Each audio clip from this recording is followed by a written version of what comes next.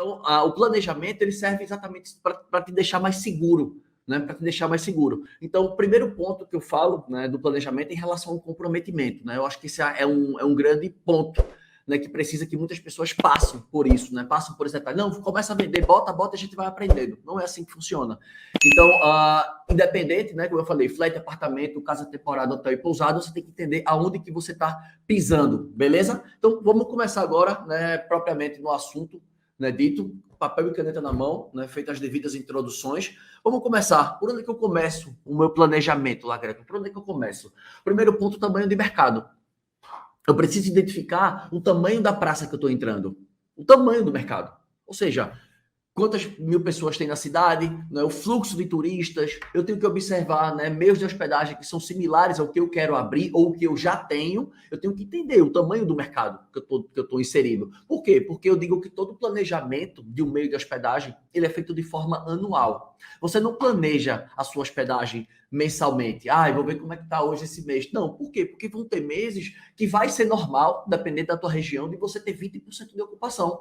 Mas, em compensação, você teve 70%, 80%, 90% de ocupação em meses anteriores, que vai gerar, digamos, uma certa gordura para você ir diluindo no decorrer do ano. Então, quando eu falo que o planejamento é anual, porque você pensa assim, se eu quero ter 50% de ocupação, significa dizer, se eu sou um anfitrião, por exemplo, que eu preciso vender 182 diárias. Não é isso? É 365, dá 182, 183 diárias. Eu tenho que vender ali, vamos dizer, 180 diárias para conseguir 50% de ocupação.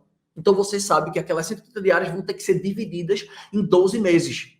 Em quantas semanas? Então, você vai quebrando aquilo que você vai começando a ter um acompanhamento. Então, quando você planeja, né, quando você entende o tamanho do mercado, para você ver assim, quanto que eu tenho de potencial, né? Você vai enxergar isso. Ou seja, que é a segunda pergunta, o potencial de crescimento. Qual é a demanda desse destino? Por quê? Porque quando a gente vai entrar no mercado, a gente tem que se posicionar. E eu sempre venho batendo isso na tecla constantemente, que a maioria das pessoas buscam preparar um meio de hospedagem de forma genérica.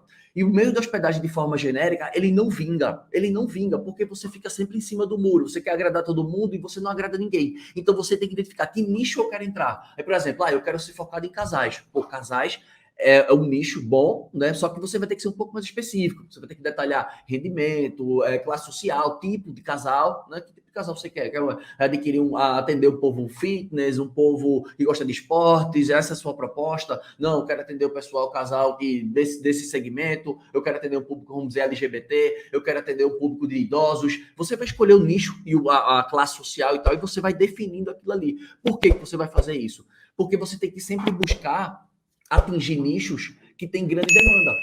Porque o que está acontecendo ultimamente que eu estou observando? Muita gente que tem casa de temporada, que é para muitas pessoas, em cidades pouco conhecidas, né? Cidades pouco conhecidas, estão com muita dificuldade de vender. Estão com muita dificuldade de vender. Por que essas pessoas estão com dificuldade de vender? Por quê? Porque elas precisam atender muita gente.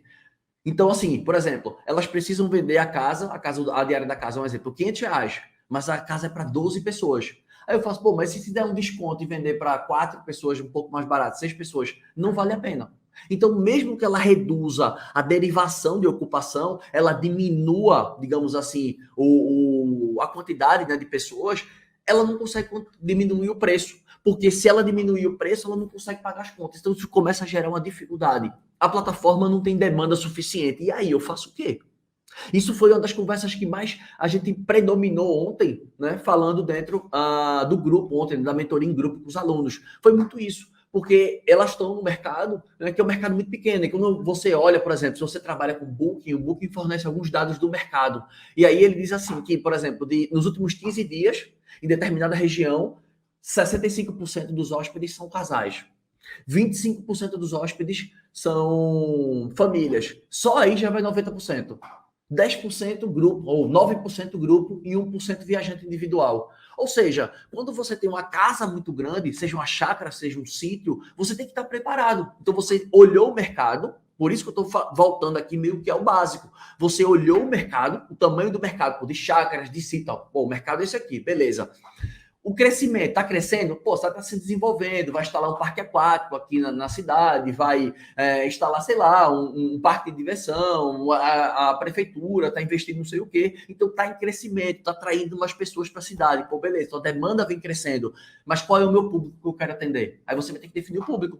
E aí, com base nisso que eu falei, o que é que você quer? Casal? Grupo? Família? Porque se você opta por qualquer um desses grupos, que não existe certo ou errado, né? É uma escolha sua, é de acordo com o seu tipo de imóvel também, né? Isso vale salientar, às vezes você herdou um imóvel ou você comprou por uma oportunidade, tá tudo bem, mas você tem que estar ciente que, por exemplo, se você tem um imóvel muito grande, que a demanda para grupos são muito menores, muito menor do que as outras, né, definições de público que a gente tem, de hóspedes reais, casais, famílias, etc.